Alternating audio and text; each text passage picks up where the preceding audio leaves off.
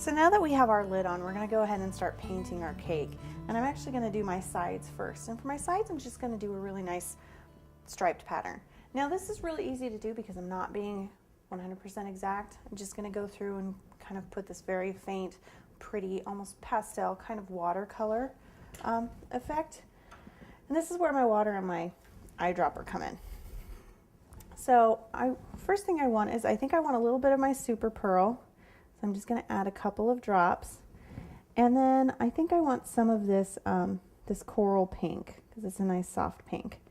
And maybe as an additional kind of accent color, I'm going to go with our olive green. All right, so I'm going to start with, and you can see how fast it sucks that up. So you just want to add it a couple drops at a time until it gets to kind of a consistency you want to work with.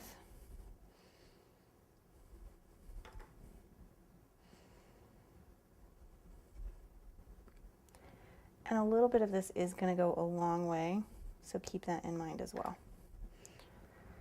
Now you don't have to use water. If you have clear alcohol on hand, that works well too.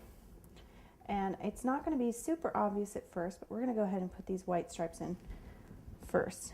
And I'm just going to work kind of from,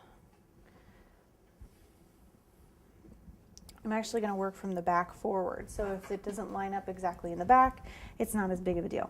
So all I'm going to do is I'm just going to do kind of a straight, just a straight vertical line, just like this. And as I said before, this isn't exact. This is supposed to look very soft, very kind of pastel.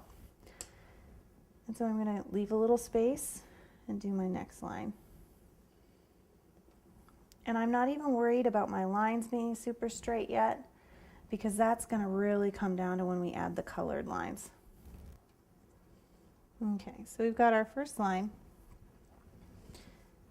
and it's real subtle, and it's meant to be because we're going to build outward on the color. Let's go ahead and rinse out this brush.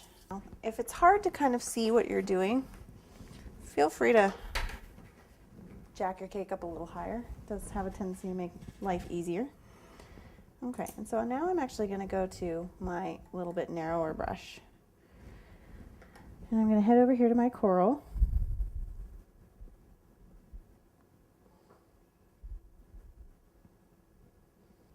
Now the more water you add, the less saturated the color is going to be.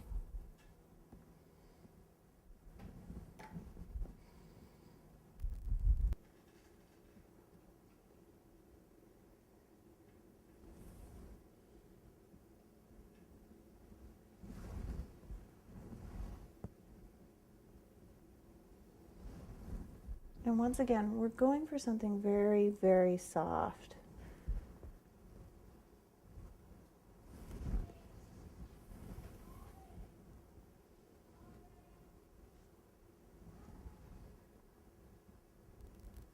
So one of the first things you're going to notice about this particular technique when you first get started is frankly how ugly it is.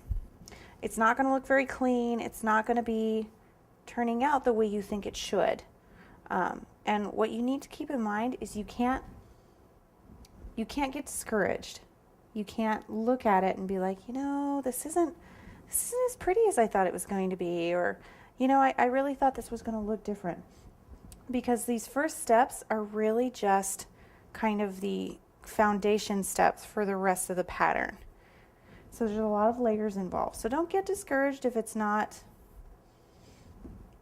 as pretty or as clean as you at first anticipated it was going to be.